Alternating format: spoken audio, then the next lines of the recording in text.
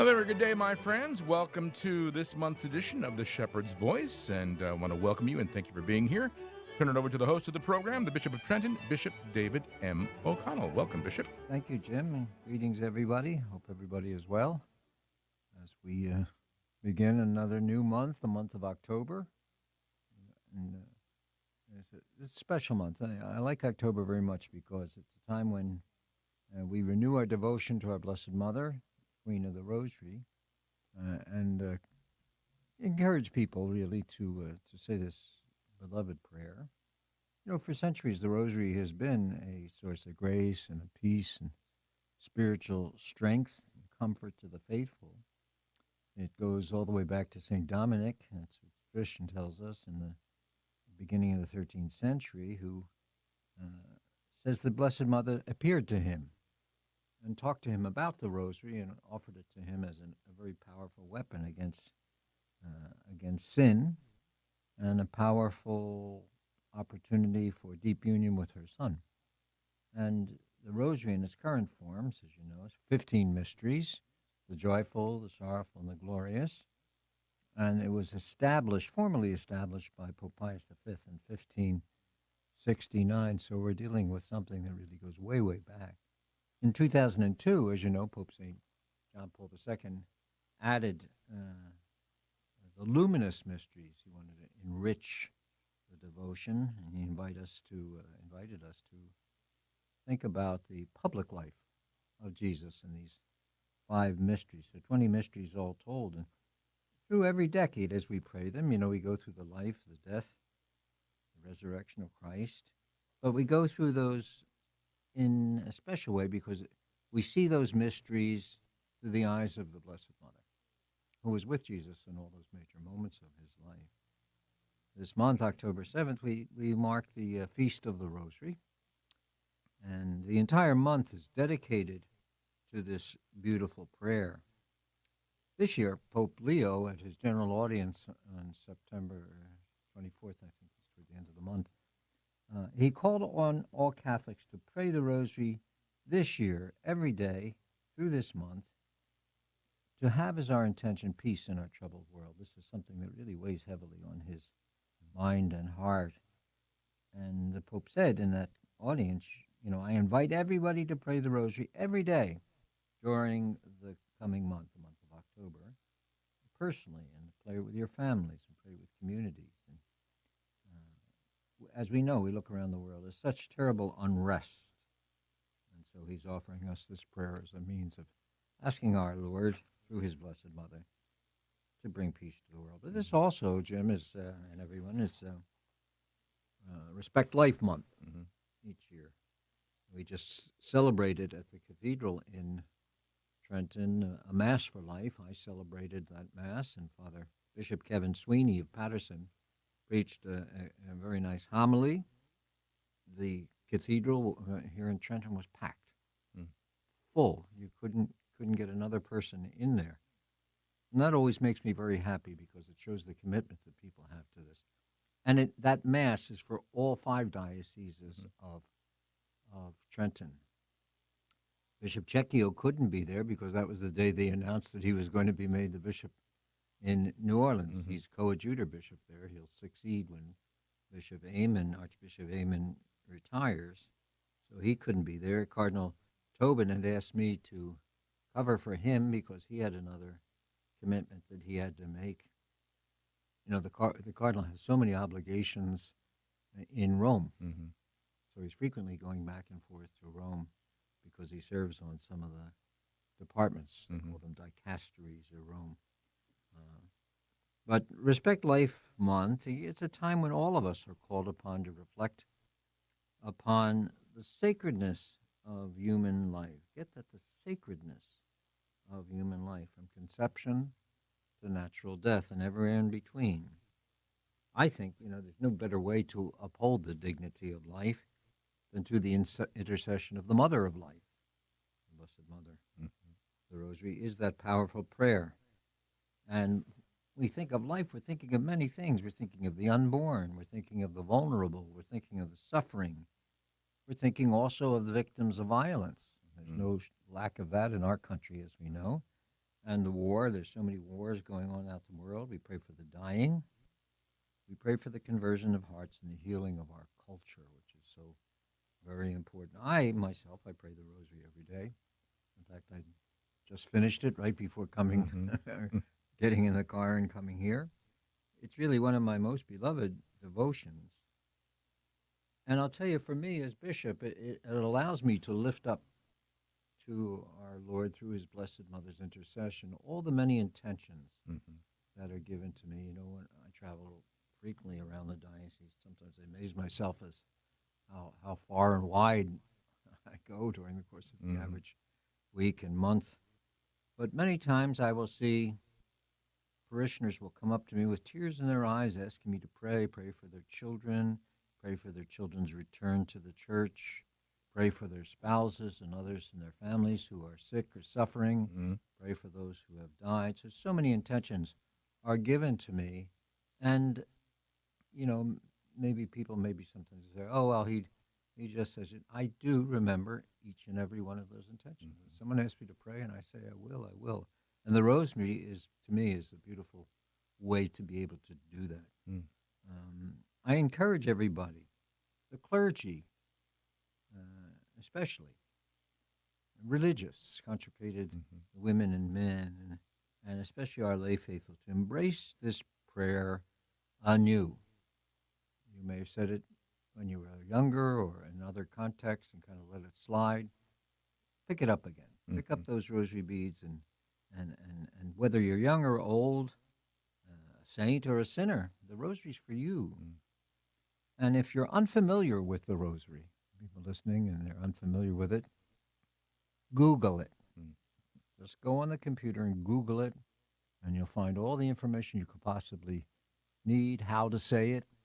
In fact, if you YouTube it, you'll find recordings of the rosary being prayed, and you can pray along with that. It's a beautiful, beautiful thing. Yeah. And if you pray the rosary already, I would encourage you to share it with others. Talk about it. Teach your children. Pray with your families. Bring it to your parishes and communities. And I think it's important for all of us to unite in October, especially this October, in a great chorus of praying the rosary, asking Our Lady, as the Pope has requested, asking Our Lady to intercede for peace in our world, and this month in a special way for protection of all life, from conception to natural death, and really for the grace to follow her Son more faithfully. The rosary can be a refuge and a strength and a guide, but it always leads us to the heart of Mary's Son, now and to the end of our lives, the hour of our death. Amen. Amen. I'll make a little pitch because we do broadcast the rosary 4 times a day here on the station. So 5:30 in the morning, 9:30 in the morning, 3:30 in the afternoon, and again 9:30 at night. And I always think if people who are listening at the time, all the rosaries that are being prayed at the same time. Absolutely. You know, it's a great opportunity. So you're not just sitting in your room praying the rosary by yourself, but if you're praying along with us here at those times, you're praying with many, many other brothers and sisters. I remember, Bishop, you remember too, in 1962 during the Cuban Missile Crisis, my parents taking us kids, all of us, in the living room and just praying a rosary for those really 10 got days. A renewed start at that time. Yeah. And it was that time, and people were frightened. Yeah. You know, you remember, I think we've mentioned this before, you know, going into the school and hiding under the desk. Under the desk, put your hands over your head. Those great big cans from the military, from the army, those green cans of water. And everybody's everybody's so concerned that the fallout shelters. Yeah, the world was going to come to an end. Yeah.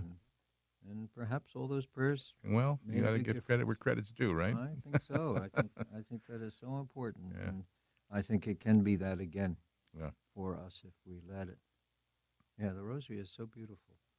And it is a powerful, powerful prayer. And I make a point, I go into our chapel here, and we have it on our free mobile app, friends. So if you don't have your Domestic Church Media free mobile app, get it, because the rosary is on there. You can pray along anytime with it.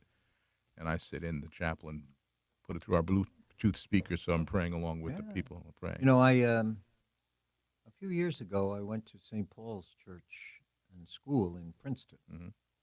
At their request. I think maybe Monsignor Rosie was pastor at the time.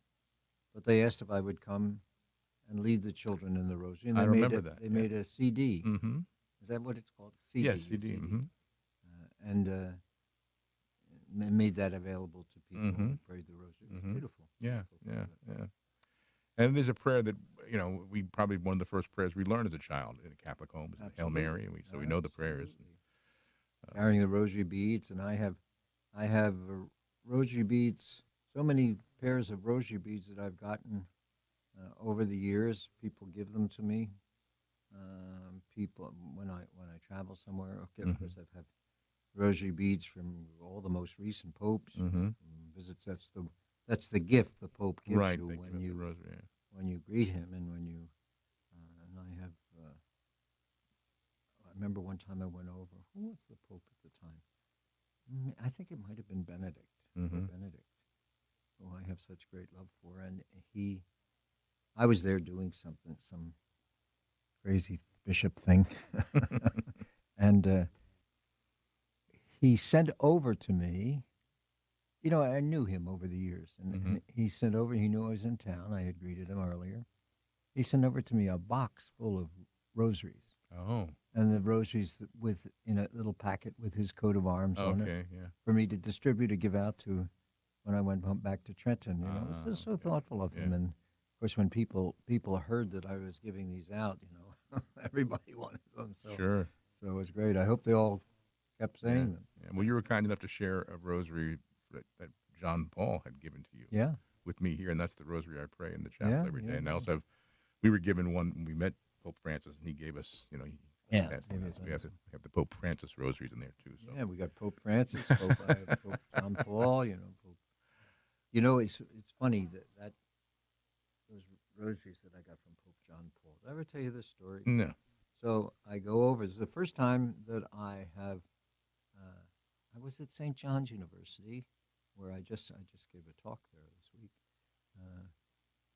and went at that time. The Pope had a morning mass, Pope John Paul, and he would allow people to come to the morning mass. Usually, a lot of priests would come, and he'd have 8 or 10 priests.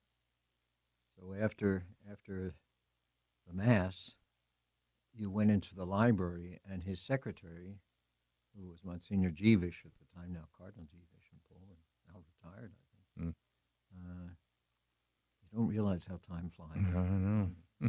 So you lined up in the library, and Jevish, he was a brilliant guy. He asked your names before mass, and he didn't write anything down. And then when the Pope would come by, he would tell the Pope, Wow. who you were. So he was going down the line, and I was standing there, and Cardinal Monsignor Jevish, this is Father O'Connell. He is from America. And the Pope just went, oh, America. I said, oh, my first chance to meet the Pope, and that's what I get out of it. And he handed me a rosary. But next to me was a young, newly ordained Polish priest and his mother and father. Okay. So I'm standing there, I get the, Yeah. and they got the kiss and the hug, and they're Oh, all I'm Polish sure. and everything. I said, boy, but it was still. I met him a couple times afterwards. He certainly made up for it. That's Mm-hmm. for sure. Yeah. Well, that's funny. Yeah. Well, we got the month of October upon us. The leaves are starting to change. I was talking with someone the other day, someone in Washington, on my committee for education, and he and his wife are going up to New England Mm-hmm. this weekend. I thought it was maybe too early to see the leaves, but they apparently got Get up there, beautiful yeah, leaves yeah, up there yeah. around. Mhm. Beautiful. Not so much around here, but it'll come soon. Yeah. Where I live, I'm in a wooded area. Mm-hmm. I own 6 acres of trees and woods and Mhm. everything else, Mhm. and animals, all kinds of animals. Yeah. And once the changing, it becomes so beautiful Mm-hmm. just to sit there and just look at. Yeah. Well, we too we're surrounded by Yeah, you're here. trees here, and there's when they're all at full color, and the sun is at an angle coming out of the west. It's like almost like lights are turned on. Yeah, It's it's amazing. beautiful. And you know what I always think about, Bishop, that's the process of their dying. Yeah, they're the most beautiful when they're dying, really, Yeah. in that sense, Yeah, because that's right. Because of soon enough they'll all be falling off the right, trees. And, right. But just all that those colors are just glorious. yeah. Did you ever find out what's next door? What's being built next door to you here? Oh, across the, I don't know what What? that is. It's on the. What do As you're going out, it's on the right. It's a Yeah, I don't beautiful know. building. They're brand new, and it looks like it's finished, but But they don't have any not, signs of what it is. I nobody's keep there. wondering I don't know either. because it's built in a kind of an It was a interesting way. township building. I'm assuming it still is, but I don't know what it's going to be used for. Yeah, It's nothing's in bigger. it yet. No, Yeah, no, see that. bigger. Yeah. Well, we'll find that out. Sorry, folks. I just wanted to ask that.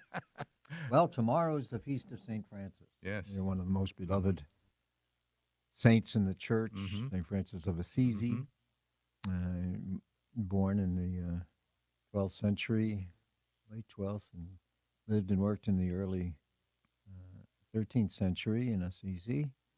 He was the founder of the Franciscans and many, many varieties of Franciscans throughout the world. And he was the son of a wealthy family. It's interesting. Mhm. And he lived a good life as any rich young man would. But he somehow became enamored by the poor in the course of his Mhm. life and devoted himself really to serving the poor, rejecting, in a sense, all the opportunities provided by his family and his heritage, and did great things, wonderful things. We recognize him probably when we think of him, or when you see statues on people's lawns Right. or in your gardens. He's probably in the top 5 of favorite saints, I Yeah, think. I would say so. If he's not, Yeah. at the top, he's certainly close to it. Yeah. But you always see him with birds, Yep. holding his hand with a bird Mhm. on it, or Mhm. and he is, I think, has really become the patron of the ecological movement. Mhm. As we have been pursuing that, the issue of climate change that comes up and all that goes with that, Mhm. and people look to him as their patron for that. But he's the patron of so many things. He's the patron of the poor. He's the patron of animals. He's the patron of so many different things. That's another thing you always see with animals and uh, deer and all of this other Mhm. business. And a lot of parishes, I know that's certainly true in the Diocese of Trenton, on the feast of St. Francis or close to the feast of St. Francis, they invite their parishioners to bring their pets. Right. Blessing of the And then they have animals. the blessing of the animals and Yeah. the blessing of the pets. That's always Mhm. a beautiful thing. And being with you today, it gives me the opportunity really to wish our Franciscans. We have many Franciscans in the diocese, and they're just wonderful, good priests. St. Francis himself was never ordained a priest. Right. He was a deacon, Right.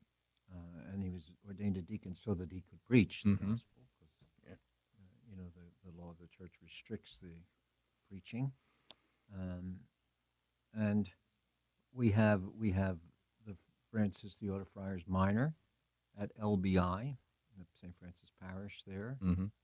Beloved guys, Father Fran Despino, and he's the pastor of that parish. Wonderful man, and so many others. We have in Point Pleasant the conventual Franciscans. Father Bob Schlageter, Robert Schlageter, is the pastor there, and actually, Father Schlageter was with me all 12 years at Catholic U. He was Oh. the chaplain. Mhm. He came with me to Catholic U, and Mhm. and then I left, and he left, and then he went off to somewhere to be a pastor and Mm. work for the order. And then, just by coincidence, a couple of years ago, his order said, "We're sending him to you as pastor." Oh. So I love having him. I don't see him Good. as much as I'd like, but Good. I wish him well, and his Mhm. confreres, his friars, and Father Mike Lorenzen, and down at what do you call it, Seaside, and that is kind of a little small retirement home that I established with the order Mhm. for Franciscans, for the conventual Franciscans. And of course, we have lay Franciscans, and we have all kinds of.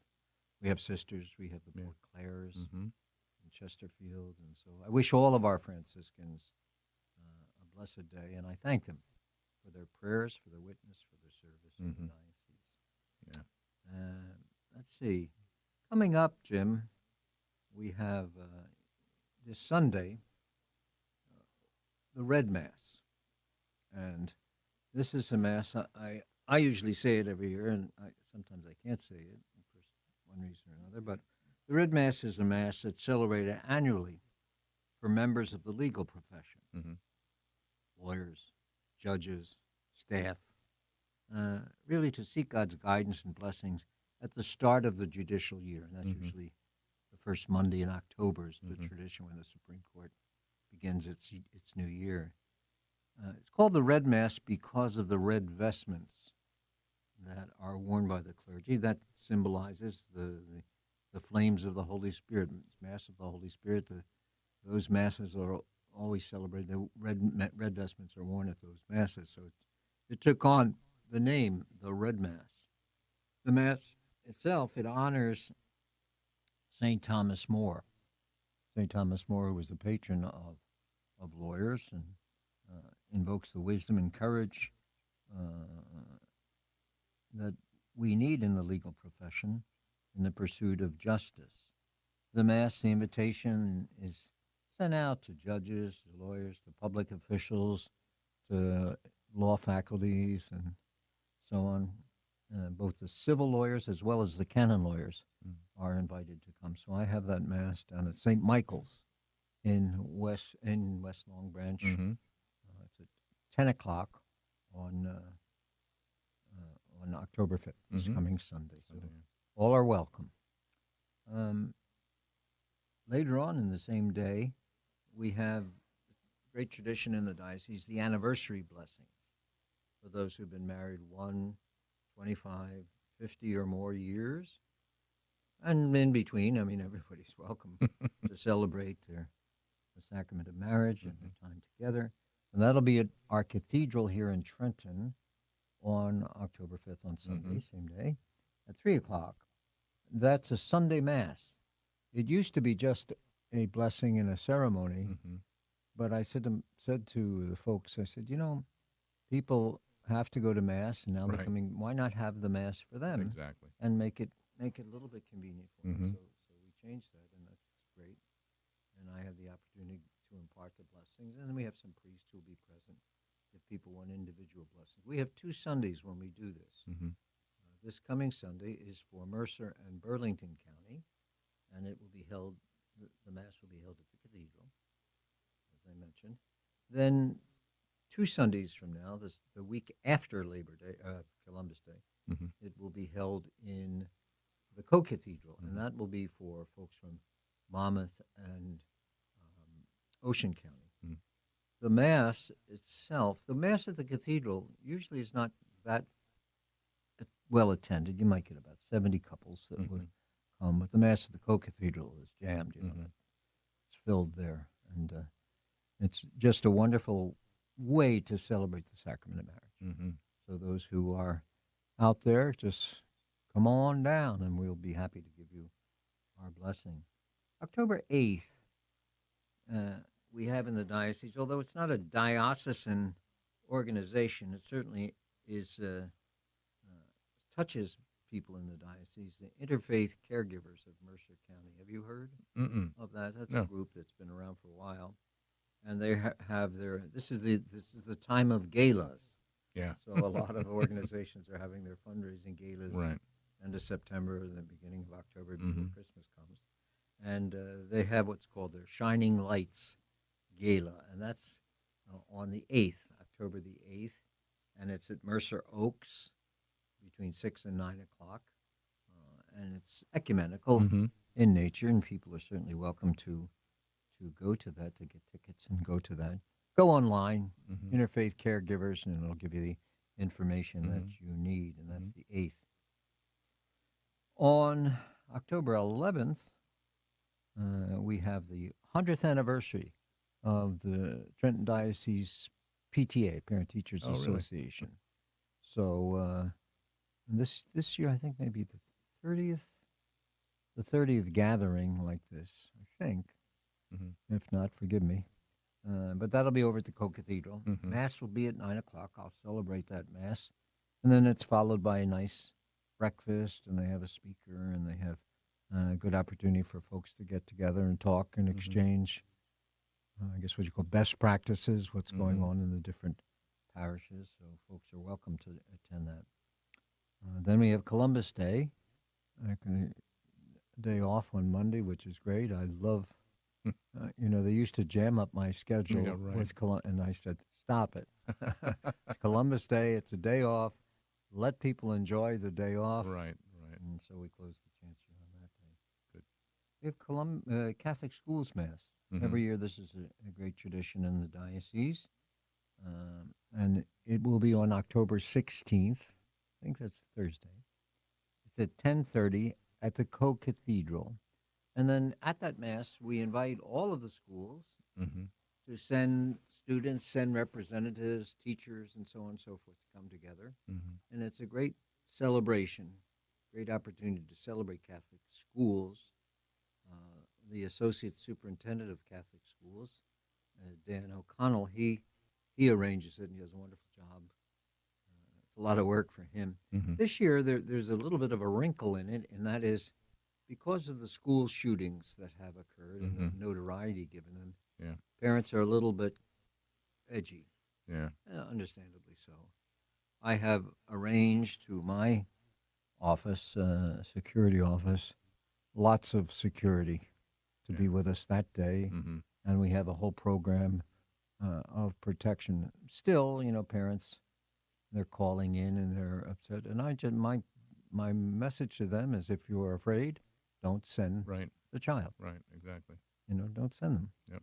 You got to have peace of mind, but we certainly will have lots and lots of security there and protection, and some will be very visible and some will not be so visible. Yeah. But we'll try to keep our children and our folks safe. But it's a shame you even have to think about that. Think about that, right? And I myself, I must tell you, I am concerned even when I go to a public event, because you never know. People are crazy. The world is crazy. Yeah. I always have security guards with me when I go, when I travel. Anyway, at that Mass, at that Catholic Schools Mass this year, we're having something very wonderful. We're beginning what we're calling the Lumen Gentium Award, and it's a special award that we give to one school, that are doing outstanding work and outstanding service. You're familiar with the Blue Ribbon of Excellence from Well, they're not giving that out anymore. Oh, no. Department of Education has stopped that. Oh, they have. So it's a happy coincidence that we've developed this award, and we plan to do it. So we'll give it out at the Catholic Schools Mass to one of our schools and celebrate them. So that's a great thing. Mission Sunday coming up. The Papal Nuncio, Cardinal Christophe Pierre, has written to me and asked me to really promote Mission Sunday and encourage people to be as generous as possible with our missions. We have in our diocese, we have a Pontifical Mission Office headed by Father P.J. Allen Dogan, who's the pastor over at St. Veronica's in Howell. And it's an opportunity really for us to concentrate on the mission. Do you remember when we were little, we had the little mission, the mite boxes. The little mite boxes and all of that. Save the pagan babies, they would tell us. Yeah, that's right. There's a bunch of them running around with my name on it. You could name them. That's right. Depending on how much you gave, right? That's right. That's right. But that's certainly, it's an extension of the philosophy that was behind that, and that's to support the missions. That weekend, October 19th. The Mount Carmel Guild, which is a wonderful organization of service and care for the poor and the sick, will be celebrating their annual fundraising gala on October 24th at the Trenton Country Club. And at that gala, like at the Catholic Charities last month, and they pick certain people out to honor and to give recognition who have been particularly helpful. We look forward to that. October 25th, and we're really whipping through this month, aren't we? October 25th. Busy month. Yeah. I've got to get miles on my car to see if we can get that processed. You better.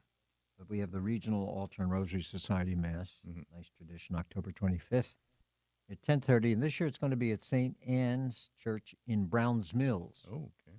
So we'll have a beautiful Mass and breakfast there for that occasion. And that'll lead us right up into November. Yeah. which will be our next adventure. Yeah. I want to just mention something. All of us have been, because this is on the news every night. There's something about immigration, and we're all concerned, all of us, about the plight of all immigrants in our country, regardless of their national background or country of origin. We're concerned about it. There's differences of opinion. There's differences of politics that surround this. That's not what I'm interested in talking about. But the diocese has been alerted that a Princeton-based activist group called Resistance in Action New Jersey has been approaching some parish and some parishioners, trying to mobilize parishioners, under the guise of, well, what are the lay folks doing for immigrants? But this is this is not a great thing. What they're trying to do is rouse people up, to be in the face of ICE and cause protests and things like that. Well, that's not something that I want to support. Right. And when we've been told about it, I've contacted the parishes, because this group, Resistance in Action New Jersey, they're looking for parishes to endorse and support them and their activities. They're a legitimate 501c, so they have status, but they don't need, and we are not giving them status. They're approaching the parish offices first? They're parishioners. Oh, just outside of, yeah, they'll see parishioners and okay.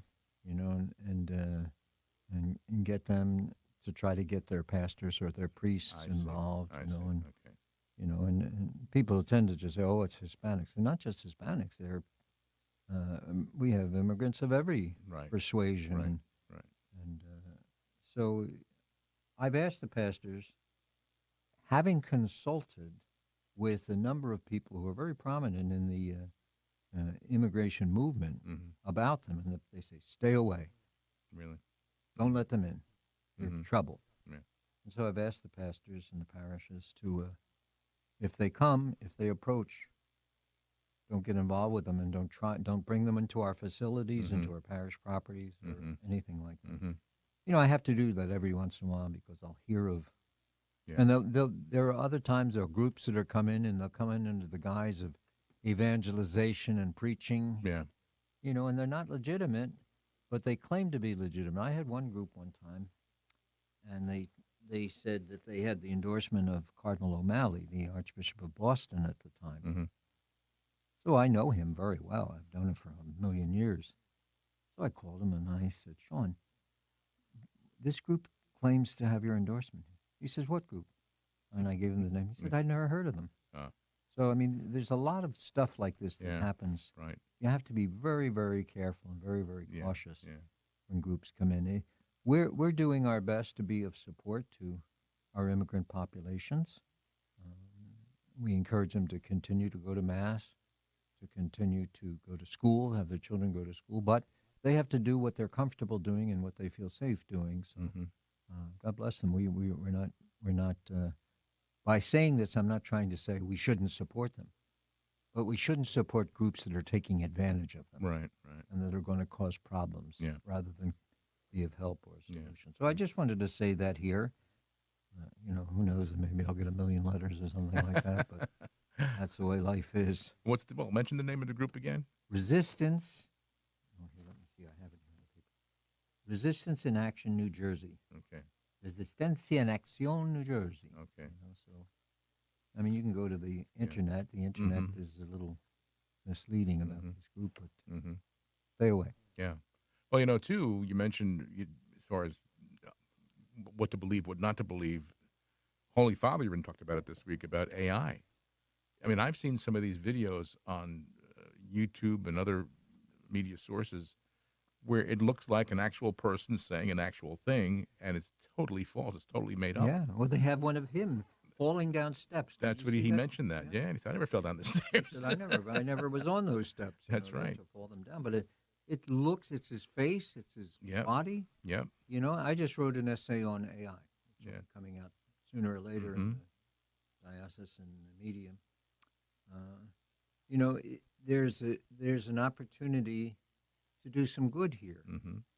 But, of course, always there's an opportunity for evil. Yeah. and we have to be very, very careful about this. I'm in the process of trying to get some kind of a program or something together to make a presentation to the priests Mm-hmm. about this because, it's everywhere. Yeah. It's everywhere. And it It's seems to not. have just exploded all of a sudden. It's all over the place. I mean, I don't know how they develop these programs, but my goodness. AI has no soul. Yeah. Yeah. Can't forgive. Right. It can't yield grace. Mm-hmm. It can't love. So it can be a tool, an algorithm that's a tool for us. Mm-hmm. And as long as we use it as a tool, but never lose our own our personality and our Mhm. humanity, Yeah. we just have to be very, very careful of this. You know, I hear very dreadful predictions about how this could eventually just take over everything. And that's a frightening thought. Yeah. It can be useful. It's like when the Google first started. Mhm. Yeah. That was great because you could find out if you wanted information or you didn't know it, and you can go to the library and you don't have Right. you Google it, and then everything comes up about it, and you Yeah. can learn. Well, AI is the same. Yeah. You can find what's this AI, and there's another one. It's Chat GPT. Yeah, chat, and it can be useful. Even for us. We write something and we want to polish it up a little bit, and get some help from there. That's a good thing. Yeah, like a personal assistant. Yeah. But don't surrender to it. Right. Don't Well, that's the scary thing with young people, with children, especially school-age kids, that as far as writing essays and book reports and things, that they're not using their brains. They're just doing this Chat GPT thing. And they get- put it in and get Yeah. like a term paper or Yeah. something like Yeah. that. Huh? Yeah. And it's Yeah, just, I heard something about that, about someone's doctoral dissertation. And they found out that it was AI. I don't know how they find out because I don't think the AI identifies whoever is on the other end of it. Is it a machine? I don't know what it is. I tell you what, I'll be honest with you. I did, my son introduced me to, I had never heard of Chat GPT, and he said, yeah. And he was explaining it, and I said, looking at it, it could be used, as I said, as a personal assistant. You like if you write something and put it in there, it'll make some corrections, or you ask it. Edit it. So out of curiosity, I said, I asked the thing, Chat GPT, I typed in, I said, who is Jim Manfredonia? And it gave this biography. I mean, within seconds, knew what school I went to, knew what I do now. And then at the end, it says, sadly, Jim Manfredonia passed away in May of 2023. I did the same thing. Great minds think alike. I put my own name in that. Yeah. And, I think, what can you tell me about Bishop David O'Connell? Yes. Mm-hmm. Of Trenton, Of because Trenton, there was right. another In L.A., yeah. who died. And it did the same thing, but it was riddled with error. Oh, it was? Dates. Oh, okay. And, places. And it also said that I was dead. Okay. So Then I said, okay, I don't know how much. It's like the Twilight Zone all of a sudden. yeah, so it's not. And it does put a caveat on it, a disclaimer, Yes. It makes mistakes. Yes. So, Yes. that's But important. it was. So it's not- it got me down pretty good until the death thing. It's but not perfect, No. It's not perfect. No, I'm still here. But we have to be cautious. That's Any right. New thing, Well, that's what they said. I think, especially with younger children, and there was an issue there too. I think with the young person where this individual kind of formed a relationship with this Chat GPT. Oh, I saw that. I saw an Yeah. article about Yes. that. And they had a percentage, so many percentages of those under 18 that have developed a romantic relationship with AI, with AI or chat or whatever it is. Mhm. And I'm saying, how is that possible? Yeah. And it's what they do is they just have conversations. And they go conversations. back and forth and Yeah. share things or intimate things or something like And that. we have, and because we're on, we put our broadcasts on the Amazon Echo devices and the Google Home Assistant devices. So we have Amazon Echo, and they've just upgraded Amazon Echo device where you can literally converse with it. It's you used to say Alexa, give me this, and I always had to say Alexa. That was the key word. Now you just say that once you converse, you can ask questions as you're talking to a person. Oh, wow. Correct that, please. for me. What is that? It's the Amazon Echo device. They Oh, make. yeah. Yeah, I have it at home. Alexa, play Yes. Bach. Right, exactly. Alexa, Stuff play. like that. Yeah. Well, now it takes it a step further where you can say, Alexa, what's the weather down the shore today, Jersey Shore, and it'll start, and and then you can continue. Say, well, what about this town? Or it literally goes back and forth. It converses with you, which there too, you're thinking, okay, well, who is this thing? What is this thing that's give me information and talking to I me? wonder if it's recording your conversations. You don't know. That's You the don't scary know. thing. Yeah, don't know, when right? you're at home, you're talking, and Yeah, it is. I mean, it's not like when we grew up, sitting under a tree all summer long, enjoying the sunshine.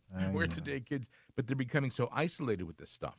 It's just them and the machine, the child, the young person, and the device. Well, that's not good. No, not at that all. is not good. Not at all. The I wonder social. if parents are getting concerned about Well, it. it's interesting because our oldest granddaughter, she'll be 9, and I asked my son, I said, do kids have phones? They're in 2nd, 3rd grade. He said, yes, some of them do. Now they won't let her have a phone, but some of these kids are already exposed to this stuff at 8, 9 years old. Some parents won't allow. Yeah, no, my children to have son, no, they can't do that. a cell phone. On the one hand, you say to yourself, well, in the world we live in, that they would be able to have access to us, to the phone, and to us, to their parents or to whoever. That's a good thing. But then, Well, there was a big thing about that. They were, I forget what school system it was, where they're telling the kids no more phones in school. well, in New Jersey, there's Was it- one very big school system. Well, what if I have to get in touch with my child? Call the office. And that's You know we what? did. You know what I heard? One of the schools did. They didn't ban them, but what they do is they have a box, Mm-hmm. and when you go into, Right. you put the phone in the box. Yep. And then at the end of the day, when you leave, or Right. your lunch period, Mhm. or whatever, you take the phone out. But you have to. You can't have it in the classroom. Right. While you're there. So, who knows? The whole world is. The world, it really is becomes more different every day Yeah. with all the things that are. And trying to keep up with it, and even on a spiritual level, as far as the church goes. I'm glad that our church does that. Like our Holy Father now, he's directly talking about AI and things. It's not like he's in a bubble. He's right there and he understands what's going on and making statements about these things. There is there's one there's something that's called Magisterium AI, Mm-hmm. and it's Catholic oriented and Really? doctrine and all of that stuff. Oh, really? I heard about it. I haven't used it, but I heard about it.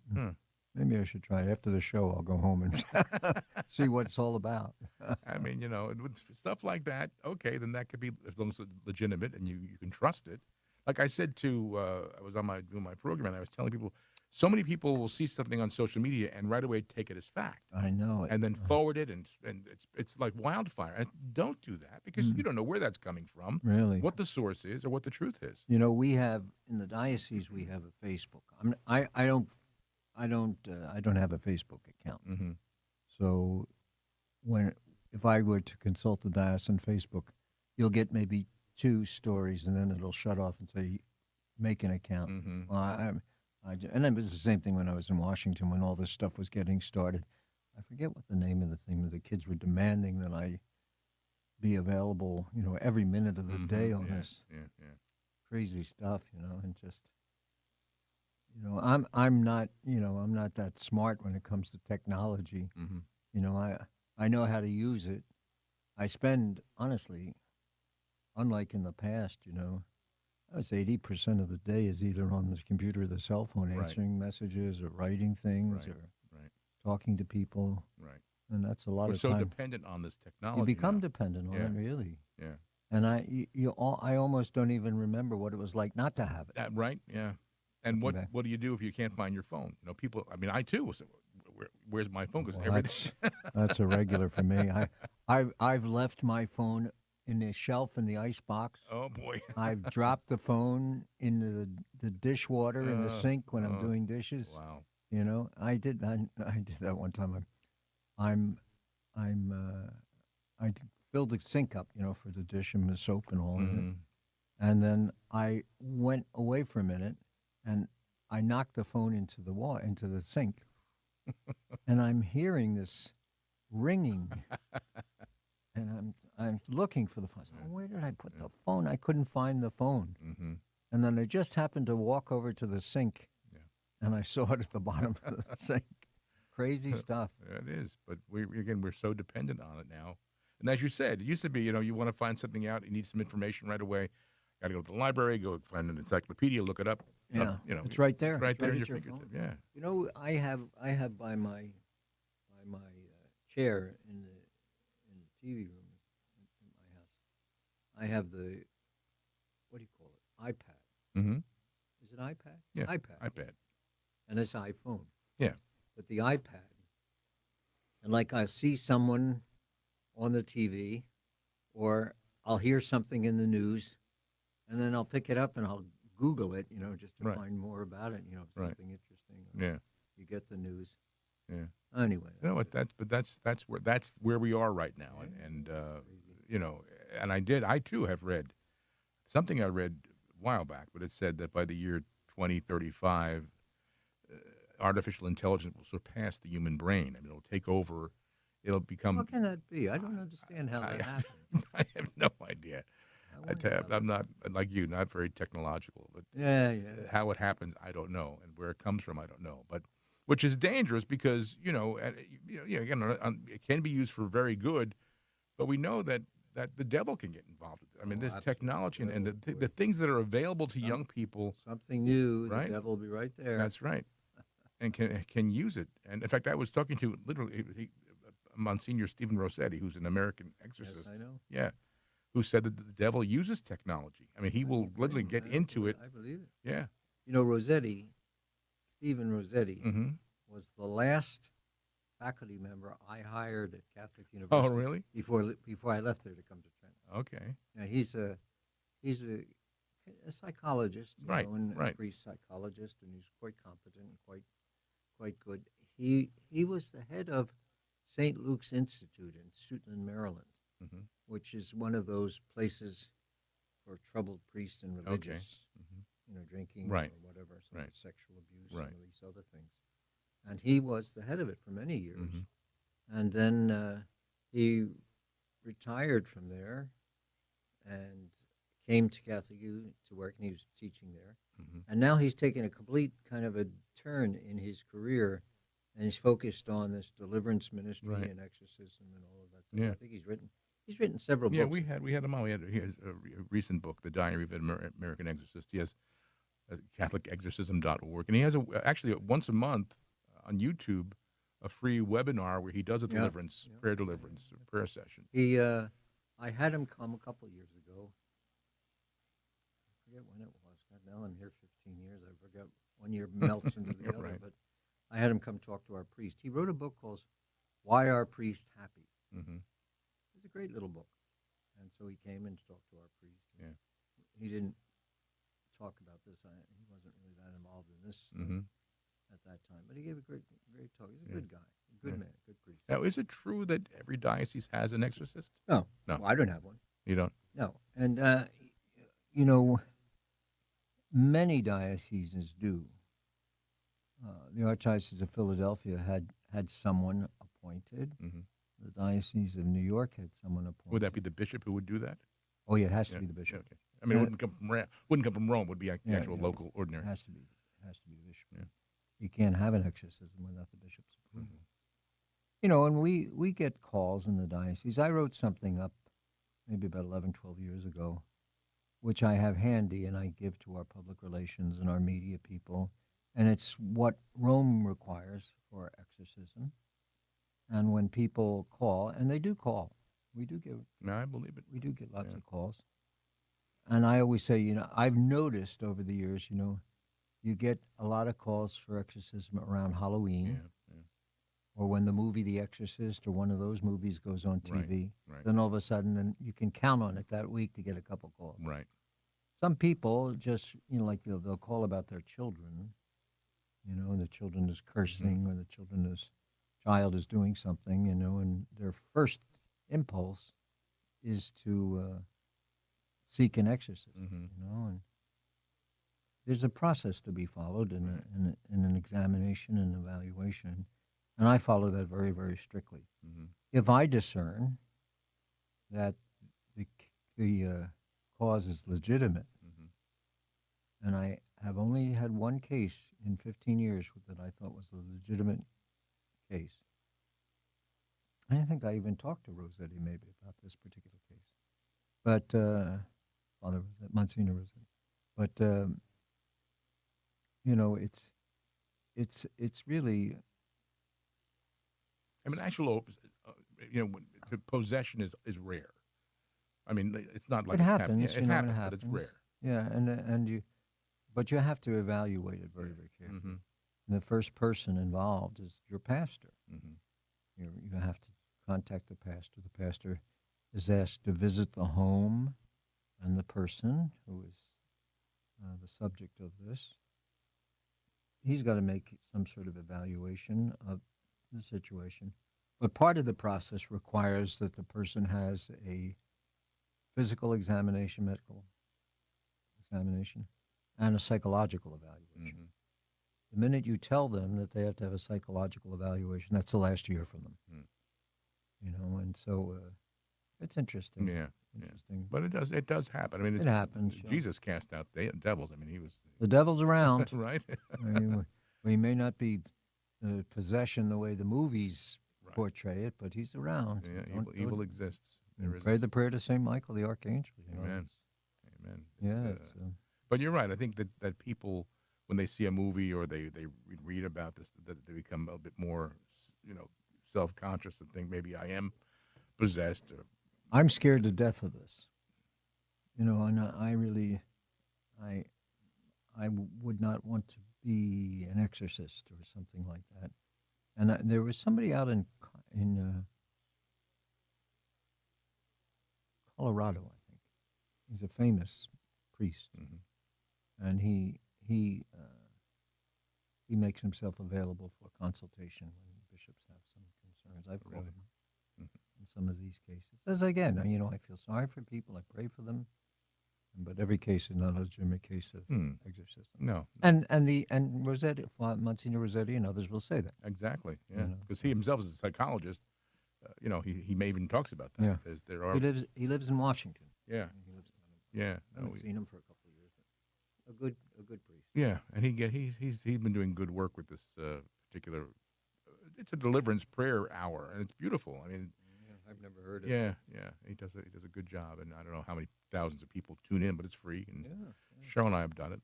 Because we've had him on the program, and he wrote the book. Have you met him? Not personally, no. Yeah, he's no. a nice man. Yeah. Very, very nice man. I think maybe he's a little bit younger than me. Than us, I should say. Yes. We were both in that same category. Yes. Anything else going on? Any other interesting stuff? No, no. I think you've covered a good gamut. Do you have the bishops' meeting next month in Washington? Oh, you had to remind me. I just registered for it yesterday. Yeah, it's November. Well, I'm on this committee for Catholic education. I'm the chair of this committee, Right. so I have to go early because we have a committee meeting before the general meeting, and so we'll do that. I think I'm going down like the 8th of November, committee meeting, and Sunday. Then Monday the general meeting starts. So I just registered yesterday for the general meeting and for the hotel.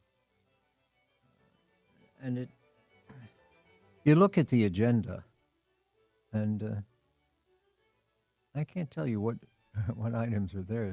Doesn't seem to be a whole lot. I mean, everybody wants to get up and give a report. Yeah. Every committee wants to give. You have 20 minutes of the. So, at the I'm also on the administrative board of the U.S. bishops, and so that's the group that makes the decision about what's on the agenda and who's speaking and so on and so forth. And they change kind of the format of it a little bit.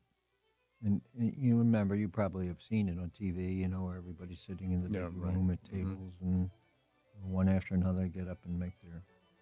Well, now you're at round tables. There's more of a prayer element to it.